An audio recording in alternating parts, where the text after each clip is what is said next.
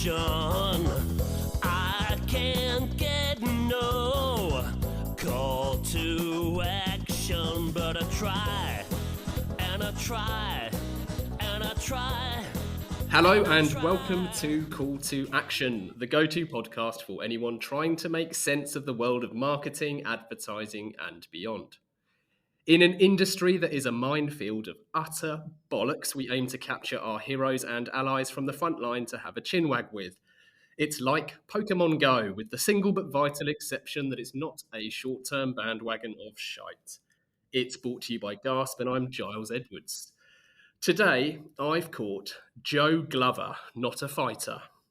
Joe is the kind of guy who gives marketing a good name. He's the chap who started the Marketing Meetup, a positively lovely community that's now 25,000 strong and counting, and where kindness is always front and centre. With weekly free events, Joe's audience regularly hears from Oscar nominees, disabled rights champions, and many of the world's best-known marketers, such as Rory Sutherland and Mark Ritson only yesterday.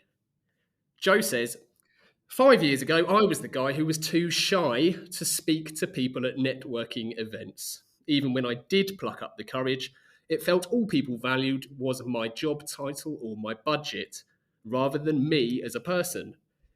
I knew I wanted to meet other marketers and learn about marketing in a space that felt safe. When I couldn't find it, I made it.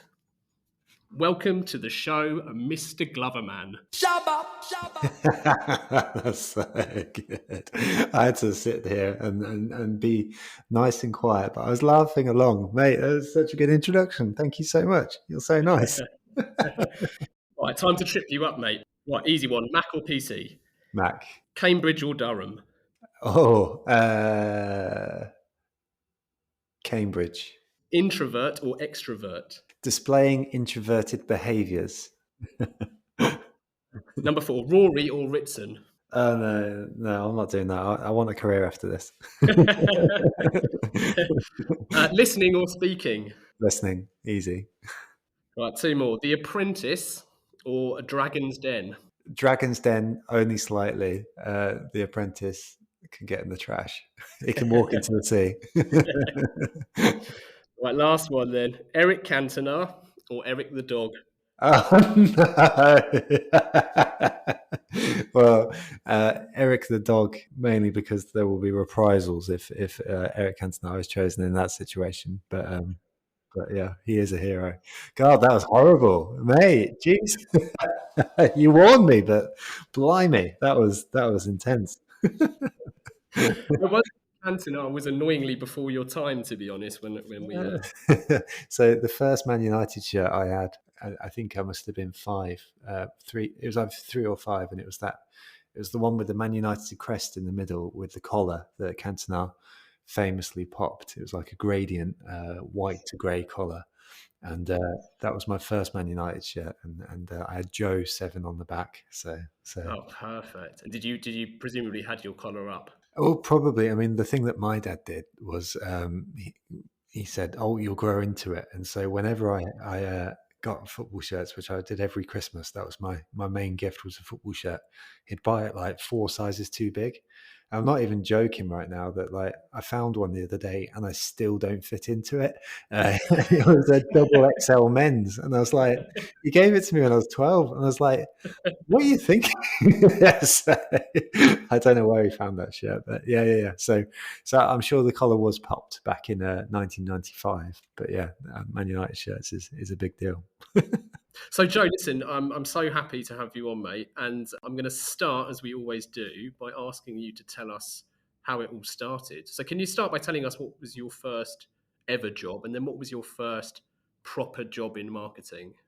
Nice. So my first ever job. So I listened to the episode you did with Blair Enns the other day, and he was speaking about being a pot wash. I was ever so slightly up the pecking order potentially in the restaurant world, because I was a waiter. That was my first job, but it was in a pub for £3.60 an hour, and it was one of those where they served. You ordered at the bar, so really all I was doing was bringing out the food.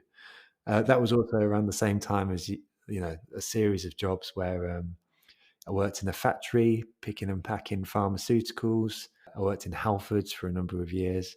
Right from the first moment I could work, I did really, sort of legally at the very least. My first job in marketing was actually for a company called Business of Software. I owe that a lot to that job. So I need to take a step back really to sort of explain the context for getting that job, in the sense that when I left university, so one of your questions was about Durham or Cambridge, and I went to Durham Uni, which is, it's a decent enough university. Like it's a good one by certain standards, and so people were getting in touch with us at the time, sort of ringing up and saying, I've got a job for you because you're a Durham graduate. And the job which I said yes to was as an SAP consultant. And I was specifically sold on the line that you'll be on 100 grand after 5 years. And like for me at the time, and I'm bringing my dad back into the story, but when I was growing up, we always used to take the mick out of my dad because he had no hair, which is very ironic now given my hairstyle. But like, he would come back in a bit of classic parenting in hindsight and say, I might have no hair, but I earn more than you do. and so I think that kind of screwed me over to a certain extent, because like I spent a decent amount of time assuming that my self-worth was correlated very strongly with how much I earned. And so I got this job as an SAP consultant, and within 3 to 4 months, just knew it wasn't right for me. It was mind-numbing in so many ways. I was working in FTSE companies. We were doing 14-hour days. We were in Slough in the Holiday Inn. I'd have a Holiday Inn salad for dinner every night.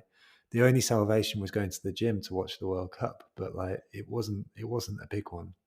But at the time, I was still blogging about social media, and that's actually what I wrote my dissertation on as well. And so I had this vague idea that I wanted to go into social media. So social media was my gateway drug, so to speak, into marketing. My wife was working in Cambridge at the hospital, so I left my London job and got a job in Cambridge. And the first place that would take me was this company, Business of Software. Now, Business of Software is a special event. It's a special conference in the sense that for software people looking to grow businesses, it's a really, really wonderful, safe environment. A lot of the values that Business of Software spoke about is what we speak about today at the Marketing Meetup. And in my first role in marketing, their speakers were people like Rory and Seth Godin and people like that. So my education for the first 2-3 years of my marketing career were watching videos of like Rory and Seth, amongst others like Jason Fried and April Dunford and all these sort of amazing people speak about these topics, which about building a business, about marketing, whatever it may be. And so that's where I learned. To combine that experience, I was also, Business of Software was a 3-person company. And so I was the only marketing bod sort of working there. And so my exposure to the marketing sort of sphere as an entire sort of concept was broad straight off the bat. As a funny story, I remember, I think I invented the funnel because I remember one day sort of like writing out all the things I was doing and putting them into like a funnel shape and sort of saying, well, at the top here, we've got like this activity, which is building our brand. And then we've got people going down, and this is where we get a bit more serious and stuff like that. And then, yeah, my boss told me that the funnel existed and it was an actual thing. But anyway, so yeah, I invented the funnel. That's That's going in the teaser, mate. That's going in the teaser ads. I love that. All things are getting reinvented and renamed all the time in this industry, as I'm sure you well know. In fact, there's a wonderful sketch. There's a comedian. I forget his name because I'm under pressure to remember it, but I follow him on Twitter, and he regularly shares just amusing script ideas for TV shows. And this is relevant because of our quickfire where I mentioned Dragon's Den. And there's a Dragon's Den script that he shared not long ago, and it said, "Picture: I'm here to ask for £100,000 investment into my invention, the Thing Basher." Theo or whoever it is says, "Oh, it looks awfully lot like a hammer." He goes, "A what?" That's amazing. I love that. That's Oh, so funny. that's quite the journey. There's a few things there that I'd like to flag. Firstly, I like the fact that you said, or at least flagged the fact that self-worth does not correlate with salary.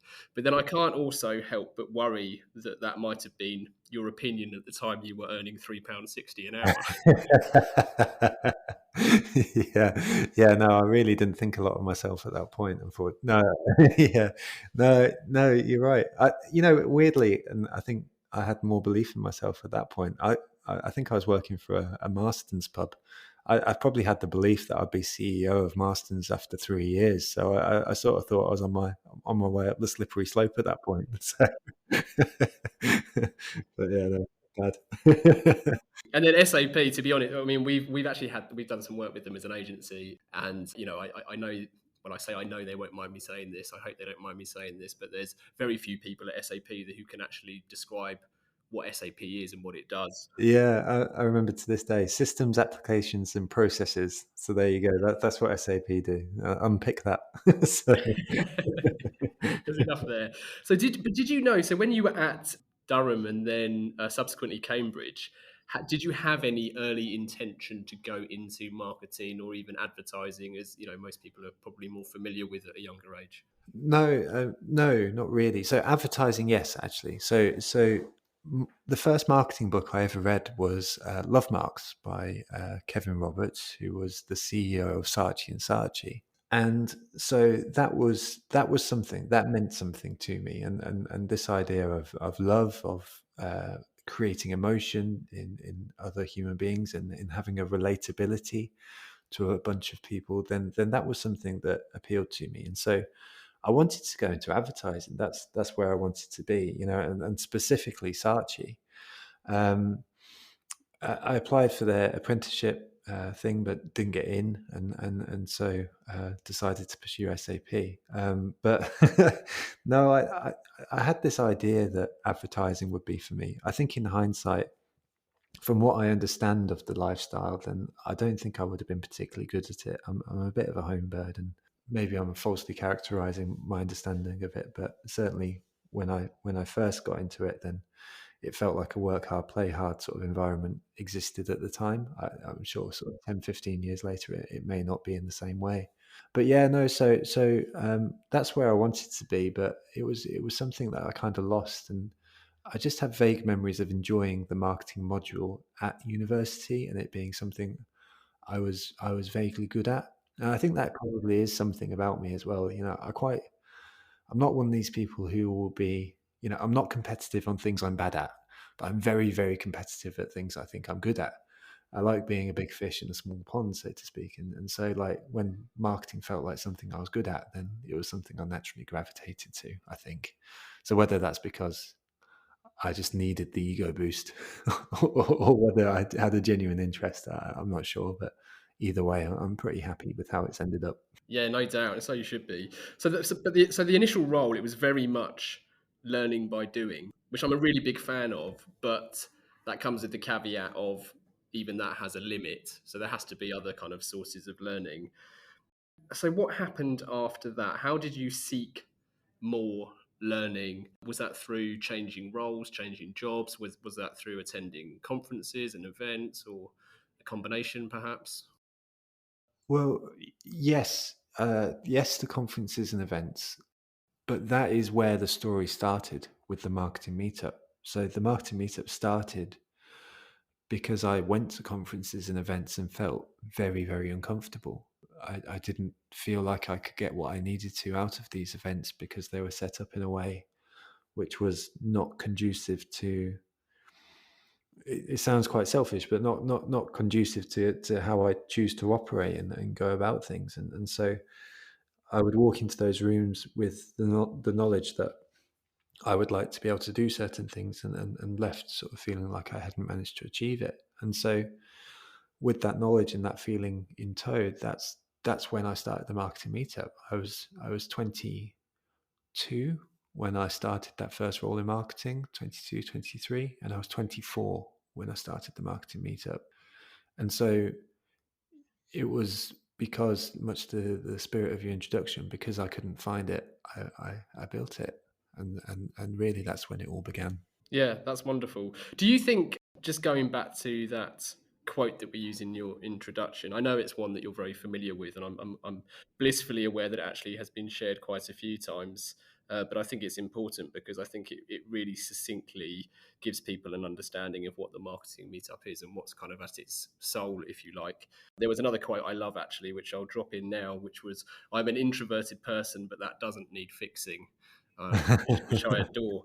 So, do you? I suspect that your observation, why you found it hard to kind of play an active role in these conferences, or maybe to put it better, get what you needed and wanted to out of conferences. I imagine that's true of every industry because you always have that loudest person in the room type dynamic when you have any collection of human beings.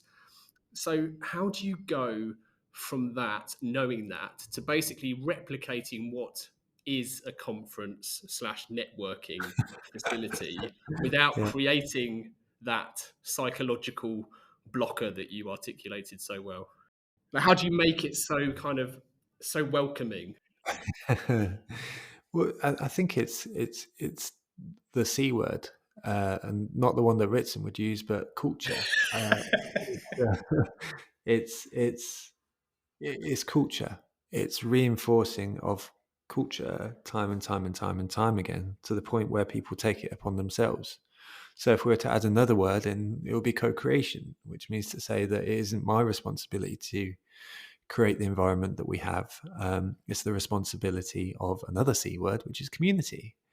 And then there's probably a fourth C word, which is communication, which means to say that we communicate and have a very clear idea of what our values are. We know that when people walk into the room, that we want to create a safe and kind environment. And really, one of the things that I've sort of observed over the course of time is it's remarkable how, when you tell people to be nice and you tell people that they are kind, it is remarkable how people act nicely and kindly.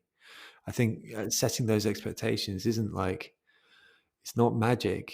In fact, I think of myself and the format that we put on as remarkably simple. The thing is that it's not what we do that's important, it's how we do it and how we choose to communicate, how we expect people to behave in those environments. I think that happens over the course of time. I don't think it happens straight away.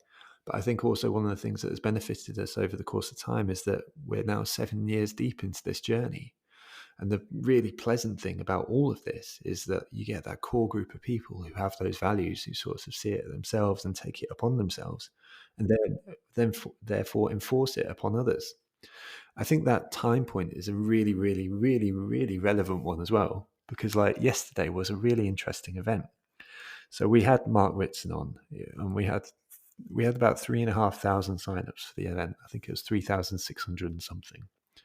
We had about 1,800 people live on the webinar and another 1,000 that have listened afterwards so far in the past sort of 24 hours or so. The interesting thing about that event in particular is we had a whole bunch of brand new people to the community. And so the interesting thing was that like I came off the session and like, in a way, and I'm going to be honest here because that's what this podcast is about. But I came off that podcast and I was like, that was amazing. That was really, really, truly amazing. What an experience. But it didn't quite feel like a marketing meetup event, if I'm honest. And it's because in that instance, there were so many new people to the community that that core of what we had, then they didn't have the same sort of effect that you would usually have, because all of a sudden, they were sort of 200 voices in 1,800, rather than sort of 200 voices in, say, 600, which would get you sort of week to week. And so the interesting thing about all of that is if you build slowly, you have this opportunity to create a culture, which gives you this opportunity to create something that feels truly special and unique. And so for that reason, we've always been quite deliberative in sort of deciding that growth will come when growth comes. And it has, and it's nice. And, there's I think it's 38,000 people in the community now and stuff like that. And it's cool, but that's 7 years of work. And like, I think that cultural piece, going back to your question, is how we've done it, is what we've focused on, and is the single most important thing. Because what we do is fine, but how we do it is the most important thing. Time, weather, and We interrupt this podcast to announce that we will never interrupt this podcast with ads. Ads that awkwardly nudge you to contact the pod's host Giles Edwards on 01189 952 007. Only the other day, some pod listening companies did just that, calling for guidance on strategy and brand identity. But we're not asking you to do that. Nope. Anyway, back to the show. And finally, brand purpose. Let's talk a little bit about brand purpose. What a load of fucking nonsense brand purpose is, yeah? Oh, the godfather of marketing, Mark Ritson, telling it like it is. Not what we were after. Hang on. Yeah. Here we go. Yeah, really well explained. That makes a lot of sense.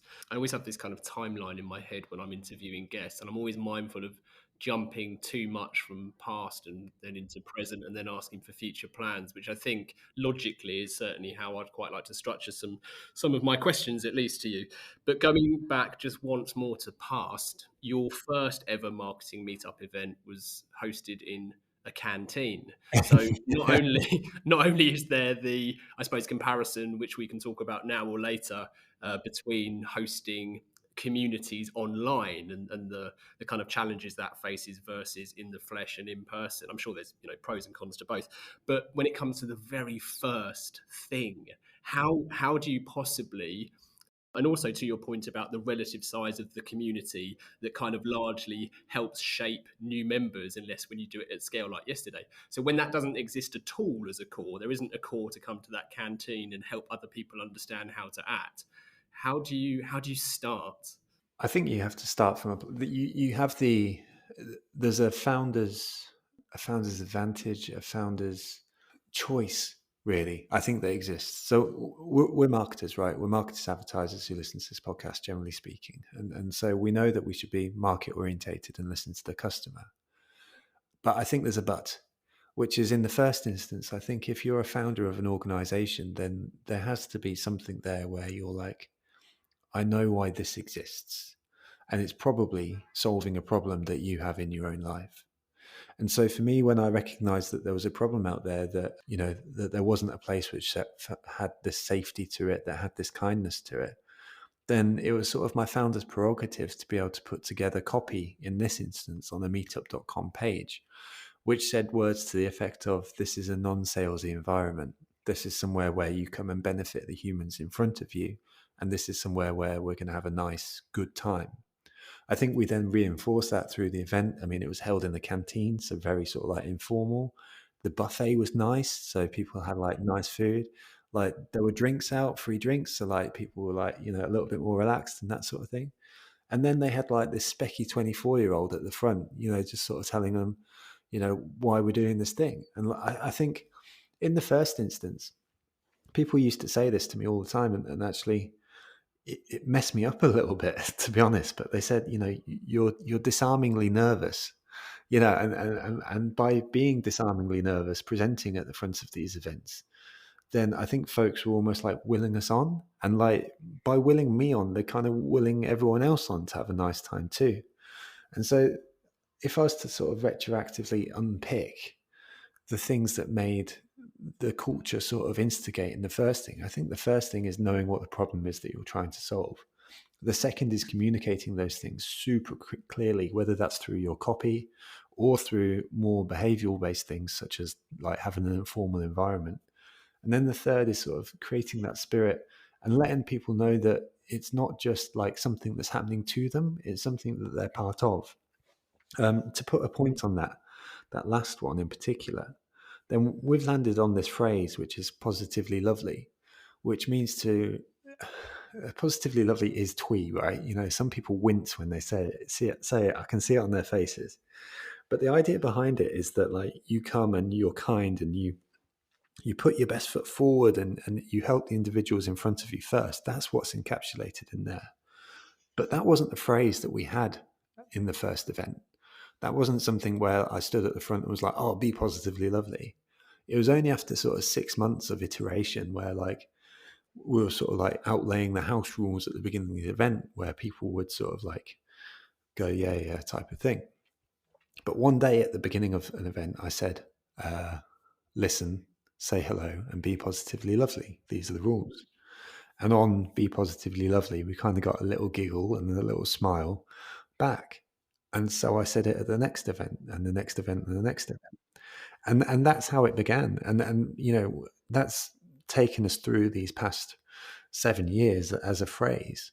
But I think the thing that is worthy of pointing out in that instance is that, like, yes, it came from me in terms of the terminology, but it was like instant market feedback in a way, you know, that people were like resonating with it and instantly got it. You know, you come here and you are going to be positively lovely. And so to sum it all up, I think first thing, as we say, problem. Second, communicate. Thirdly, you know, so co-create it. And fourth, you know, iterate. You have to iterate. And it's not that weird sort of like putting in a bucket of like words like innovation, collaboration and stuff like that. It's the idea is that like you can just keep on changing things over the course of time if you've got that strong enough bond at the beginning, which I think is so often your foundation story.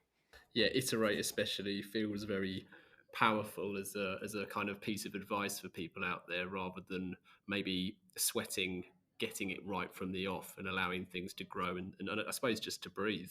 Because I imagine you've evolved so much in these recent years. I mean, obviously the pandemic was a curveball for everybody, but not least for people who had previously been running in-person events. That's it. Absolutely. Yeah, we've changed loads. I mean, our first logo was made in paint.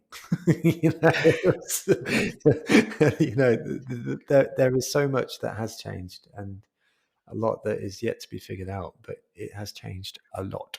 Did you think you always set out to build something with that really, you know, genuine and good values at its heart? Just going back to positively lovely, because I mean, obviously that's shaped significantly, if not entirely, by you as a person.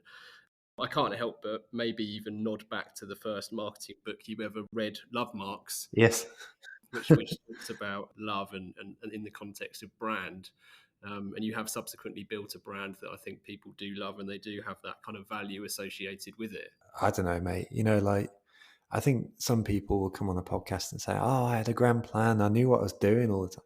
Honestly, like for the first 5 years of this thing, I've been saying, I have no idea what I'm doing. Like, no idea whatsoever. Like, and like, you know, literally taking it day by day by day by day, even when it was my job, you know, I'd just be doing things and then people would say, you know, can I get involved? And I'm like, yeah, all right then, you know, let's figure it out. So it's kind of what we've been doing. And there is an element, you know, now it is a little bit bigger that you know, we're kind of like, I'd say like a sort of a tween stage, you know, that sort of like early adolescence where we're slightly having to figure things out more based in kindness to the folks who are involved than anything. You know, the organizers, the sponsors, the speakers. I think there's a lot of value in clarity. So we are having to figure out those things that make it a little bit less day by day.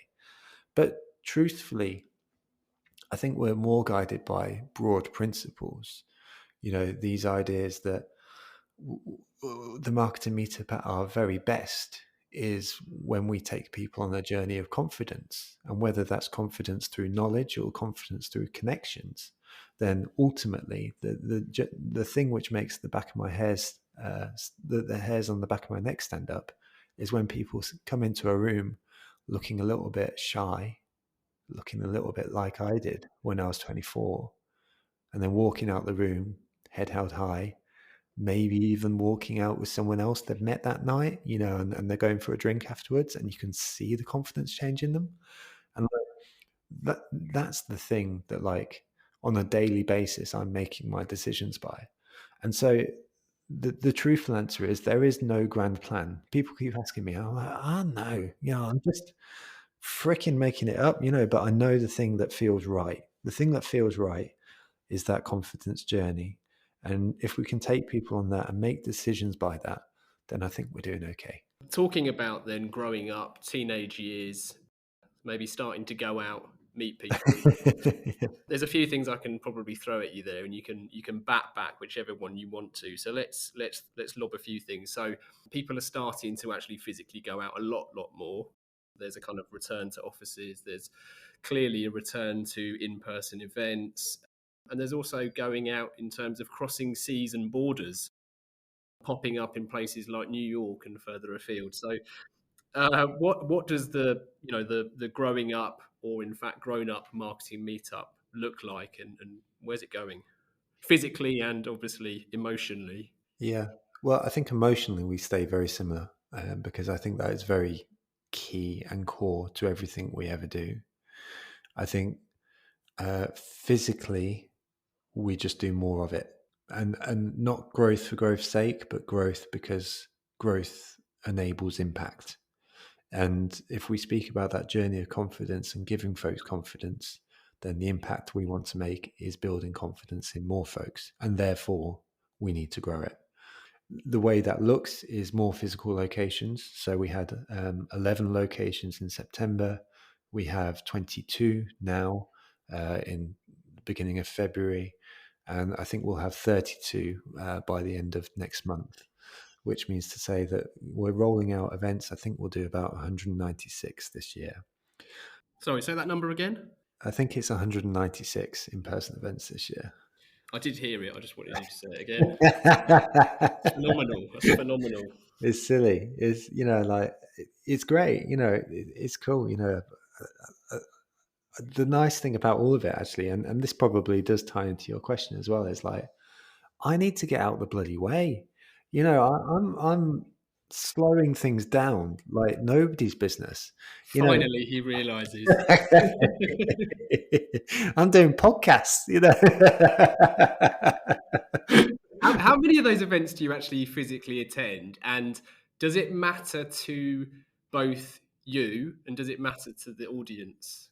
Because I have a feeling it might. So I run Cambridge and London myself. I don't attend as many events as I would like to, but I think there is a good reason for that, which is I'm dad now, and so part of the growing up with the Marketing Meetup is like, how do I build a community which does not require me to flog myself all over the country constantly, or indeed all over the world constantly, and build something which means I can be the dad that I want to be as well.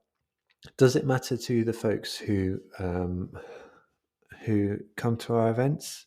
I think I am associated, truthfully, with the Marketing Meetup on a very surface level. I think a lot of folks will find out about TMM through me, but I think that is increasingly becoming not the case.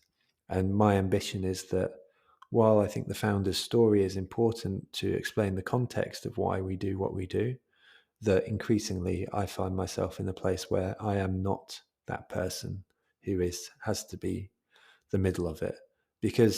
And there's a reason for that, and that reason is that, like, there's a life mantra I live by, which is it's not about you, which means to say this whole exercise by definition has not been about me.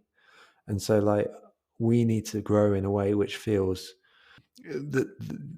that means that we can enable folks who have never ever heard of me to engage with the Marketing Meetup. And by the way, they're doing this already, which is really, really nice, but never heard of me to come to our events or even run our events, and do that perfectly comfortable because they resonate with the emotion and the feeling and what we're trying to create more than they do resonate with me. Because I think there's value in me being involved, but almost, as we know, there's a lot of power in like having a character in advertising. And like, I think my role sort of long term is more being like a character or an ambassador in a way, rather than it is sort of like being on the ground, so to speak, because a whole business can't run around one person, because I have my strengths and weaknesses, and there are people now who are organizing Marketing Meetup events who are doing a way better job than I am at running Marketing Meetup events, and like, I'm learning from them, and so like,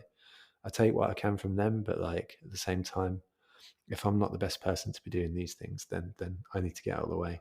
There are, of course, as you say, there's all of the other individuals involved, and there's the sponsors who obviously enable it to happen and enable it to have the scale and life that it enjoys now. But there's also the Liam to your Noel, or the Noel to your Liam, whichever way you want to talk about it, Mr. James Sandbrook, who's a significant person in this story. That I don't know James, I've never met James, but I feel obliged to give him a nod. Yeah, I'm glad you did. And I almost feel guilty as you say there that I haven't mentioned him first, but like James is the most uplifting, supportive, proactive, kind, smart, creative human that I have the benefit of spending time with almost hourly on the phone. We met at a marketing meetup event. He was someone who was traveling from Birmingham to Cambridge to come to marketing meetup events because it didn't exist near him. He was someone who put his hand up and said that he would like to run an event close to him and do it himself, and so was one of the first people to run a location that wasn't in Cambridge. And he's been integral to everything we do. And the lovely thing about it is that, in the examples there of the great double acts, then I think every one of us does have our strengths and weaknesses. And his are largely, if we had a Venn diagram, there'd be a lot in the middle that we sort of cross over on. But there's also a fair bit, specifically on the commercial side, the account management, the sort of growing a sustainable business that enables us to do the stuff that we do. Like if James hadn't sort of brought me on that journey with him, then it's fair to say that TMM wouldn't exist as it does today. Never mind the inspiration that he's sort of given us over the course of time. It was James that suggested starting the newsletter, which is now the lifeblood of the business. It was James who introduced any sense of professionalism to our sponsorship. It was James who started the Brum event. It was James that sort of enabled folks to sort of build teams in their locations and recognize the importance of attendee experience. The man is a wonder, and I think, broadly speaking, that sense of having a co-founder has been something which has been incredibly important for me. And just to put a point on that, I'm way too introspective. I'm someone that gets lost in my head constantly. And James and I are quite lucky in the sense that we have a relationship where if one of us is down, then the other one is most likely to be up. It's really dangerous when both of us are down, by the way. But he's lifted me out of the depths of business-based stuff more times than I can count. I owe that man so much, but I think there is a broader lesson there for folks in business, which is if you can, even if they're not an official co-founder, find your people and hold them tight and let them know that you love them, but also, listen to them and do what you can, because I don't think any of us do this alone, even if we don't have a formal co-founder or whatever it may be. Very, very humble, Joe, you are, and yet I can tell you meant every word of that, so that was lovely. I've got some listener questions to hurl at you, Joe. Nice, good. Asking the general public for their opinion, be it on Brexit or boat names, is notoriously fraught with danger. I'm going to start with Ellie. Ellie asks, what is your... Ellie's got two here. Ellie, what is your favourite TMM talk of all time? And which episode that hasn't been released yet are you most excited for? Oh. So if you can answer this without upsetting everyone else who's done a talk. So I am going to give the cop-out answer here in a way, and I'm going to say in a way because I actually think there are elements of different talks which I admire and appreciate, and so I'm going to pick out a few because I think there's a few notable characteristics that anyone could take inspiration from in their talks. And so the first is a lady called Mary Owusu, who is based over in New York. Mary is an SEO expert, and she has the gift of clarity. I've never met a communicator who is able to give words so generously, take people with her on a journey, but also convey her message in a way which everyone understands. It's for that reason that she's a professor over at one of the colleges over there, but she is not only kind in spirit, but she is clear with her words. And so Mary has come 3 times to the Marketing Meetup to speak on quite tactical talks, such as the transition to Google Analytics 4. But Mary's communication style is something I really, really admire. The next one I'd point out is Max Hoppy, who gave a talk on public speaking. And the thing that I loved about Max's talk was that he grounded it in a story. And so many people come to marketing meetup events, not even marketing meetup events, sort of events in general, and say, today I'm going to speak about the top 10 things you can do to increase your video production, for example. And then they launch into the top 10 things, and it's fine. But the thing that doesn't have is any emotional resonance. So Max's talk began with a story about how he'd had a panic attack at the beginning of an event where he was expected to do some public speaking. He then referred to that story throughout the course of his presentation, linking together the tactics that he was presenting to the story. And it was just such a phenomenal device for explaining the things that he did, because it was suddenly grounded in emotion. And so I really, really like that. There's then there's a final category, which is the people who just bring it. And I've named 3 here, and unfortunately, mate, I'm going to put you in it as well, which is there's you, there's Sophie Cross, and then there's Diane Weiridu. Now, all 3 of you, hopefully I won't be offending you here, but like, none of you have the profile of, say, the Ritsons of the world. But what every one of you do or did with your presentations is you came and you'd prepared. You prepared like phenomenal talks, every one of you. All 3 of you had taken the time to clearly think through what you wanted to convey. All 3 of you had clearly practiced. All 3 of you had taken the time to personalize it to the audience. The benefit of all 3 of those things is like the talks, particularly, I thought your second talk in particular came through in this way, was just like, bloody hell, hours have gone into this, but the output was phenomenal. And so on a general piece of advice for folks, if anyone's looking to give a talk, honestly, practice, time, it really, really, really shows. There's nothing worse than a speaker who turns up and says, oh yeah, I just made this presentation on the train. It's like, it's so disrespectful to the audience, but it's also, like it doesn't do themselves justice. And so I would put a few people in that final category of where to start. In terms of people to look forward to, well, the Marketing Meetup doesn't really record talks in the same way as most people do. We produce an episode a week, and then we release it on that same day. It's live broadcast. We then put it on the podcast, and so to speak. So there aren't really any that we haven't recorded yet. Although I'm now going to backtrack a little bit, because we do release our talks in seasons. And so thinking ahead, the one that pops into my head is probably one of 2. So the first is Kirsty Hunter, who is the CMO of Innocent Smoothies.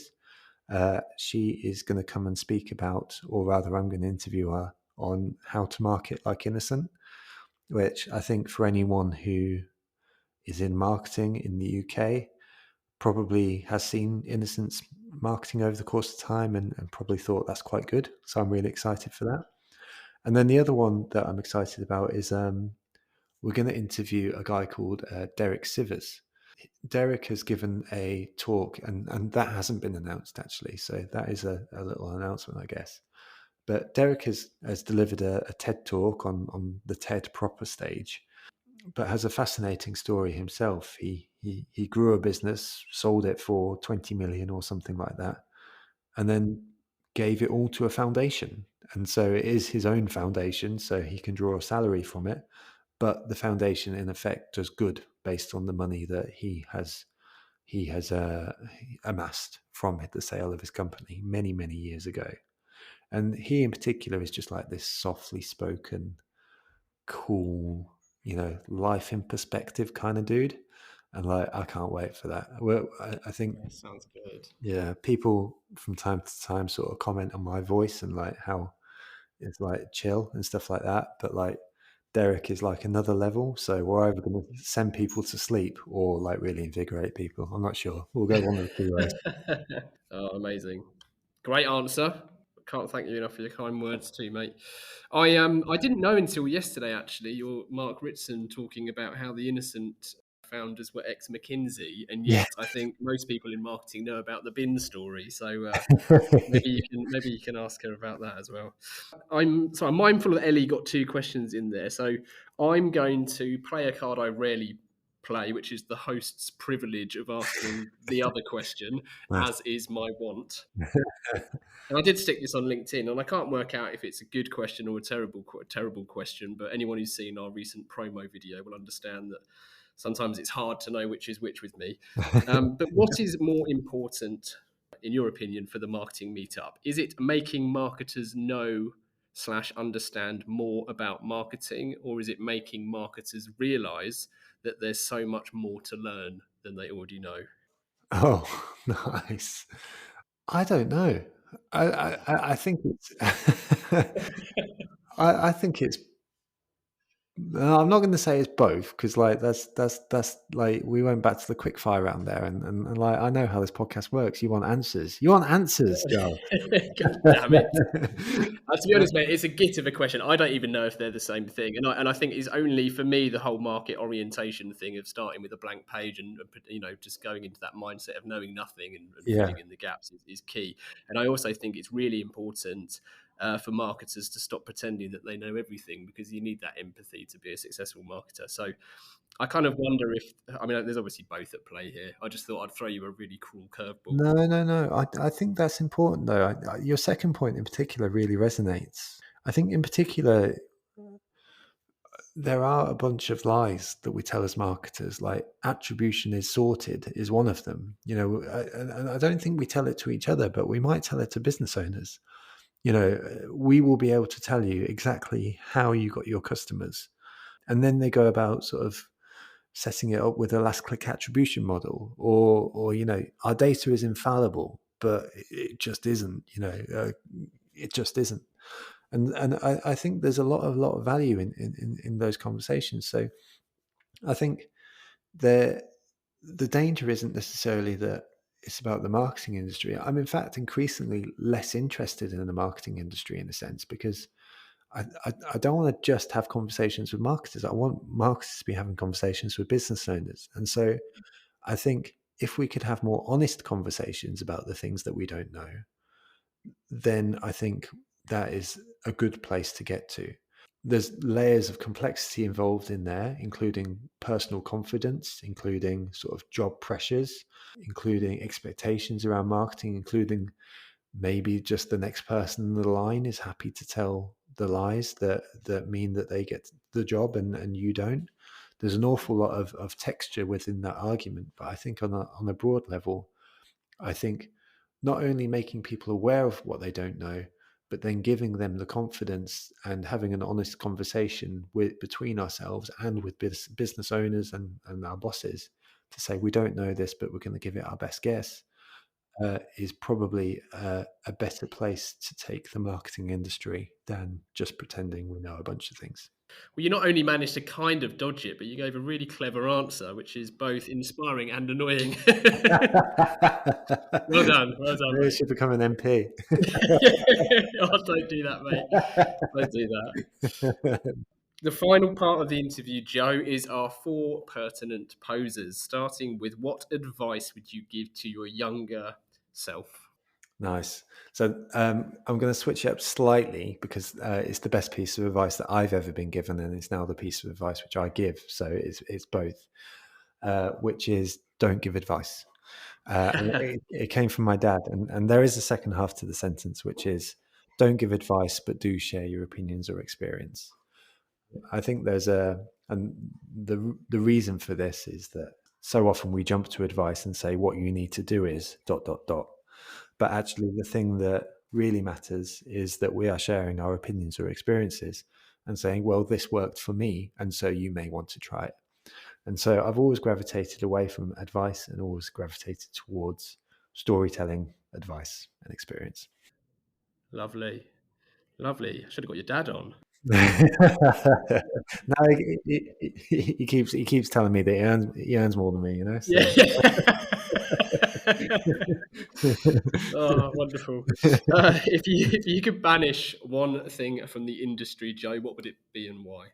A surface level veneer of nothingness, just nothing, nothingness. In fact, can I give can I give a very pithy answer, but one that's Yes, very please. specific? Yeah. Meeting laptops in meetings. People walking into meetings and having their laptop open as a default. Not only do I think it's a little bit rude, I think it just like there's like that anti meeting movement going on right now. But I think most meetings are a bit crap because most people aren't meeting when they're meeting. And whether it's online and you see people's eyes sort of dart to the top left corner when they see a Slack notification come through, or when you're in a meeting in person and someone's got their laptop open and they're clearly doing work when you're speaking to them, then that would be something I would banish immediately, because I think it's counterproductive and not respectful to your teammates. Yeah, brilliant one. I love that. It's not come up before on episode, what are we, 105-ish? Well, it's because it's very, very specific. It's wonderfully specific. Number 3, are there any books that you can recommend to our listeners? So I don't do marketing books because I get my marketing education from TMM, if I'm honest. And so the two books that have had a big impact on me recently, and they're both on the same subject, and it's a little bit, well, it's very morbid, but like I love history, and both of the books are about Auschwitz, and one is Man's Search for Meaning by Viktor Frankl. And the big takeaway from that book is that they can take your body, but they can't take your mind. Is a very paraphrased way of saying that. There's a lot more nuance there. And then the second is a more recent book called The Escape Artist, and it's about the story of one of only 5 people who escaped Auschwitz, and one of only 5 Jews who escaped Auschwitz. And it's a really, really interesting book, really, to hear more the story of how they escaped than anything, but also quite harrowing in their treatment. The reason why I bring both of those things up is that I just think history can just teach us so much. And so there's that element, but I also think as marketers, it's our responsibility, if we are going to be relating to human beings, to know what human beings are capable of, both good and bad. And that's how we can sort of build proper human relationships based on reality more than any other thing. Yeah, well said, Joe. I know, I'm just spouting rubbish here, mate. I don't know. Hopefully, No, it's true. I mean, it's I suppose in many ways, I don't mean to take it to a more sort of trivial tone, but in many ways, it's the whole behavioural science argument, isn't it? If you work in this industry and you're not interested in how humans behave, then what are you doing? Yeah, absolutely. No, that's the best bit. People are the best bit. It's like, Yes, yeah, they're the constant as well. They're the constant. Number 4, then, we always dedicate every episode to someone, and we bestow or hospital pass that honour, depending on your view, to our guest, who has to give their reason why. So would you kindly do the honours? one of the things that we did last year at the Marketing Meetup was establish a board for the first time. And there's 2 chaps, Alex Wright and Max Hopkinson, who came onto that board. And the interesting thing that I've reflected over this past year is that it's very hard to imagine a world that you don't know exists. And I think with the Marketing Meetup in particular, we were shooting for the States when we could have been shooting for the moon. And even though that's like super super super cringy, I mean, like, the point is that they instilled an ambition and a confidence in me that has really enabled us to sort of take some big steps in the past year. And so on reflection, they've had a really quite profound difference in my life, and so they're worthy of note in this recording as well. Fantastic. So as a final call to action, everyone listening, you can head over to this listing. We've included Joe's books, The Escape Artist and Man's Search for Meaning. I implore you to check out the Marketing Meetup if you are not familiar with it already, which will be linked, as will Joe's social profile links. How else can our audience get more Joe Glover? You don't want to do that. Come to one of our events. I think you'd have a nice time. whether that's online or in person. I'm on LinkedIn way too much, so that's cool. The newsletter is there.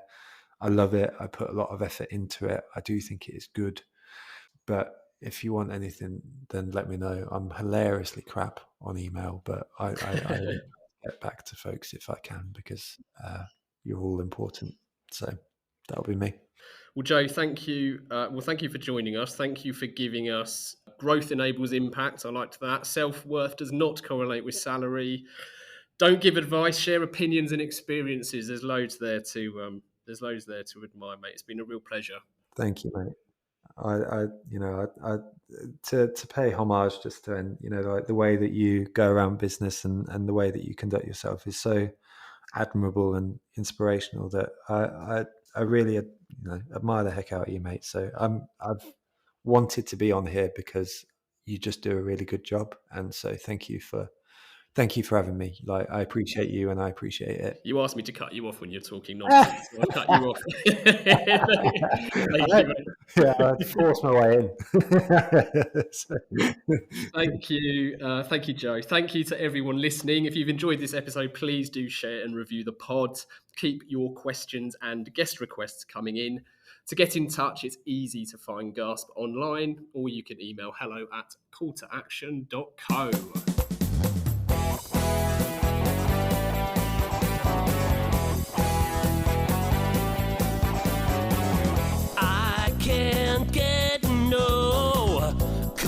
To action, I can't get no call to action, but I try and I try and I try and I try. I can't get no call to action. Oh, I can't get no call to action.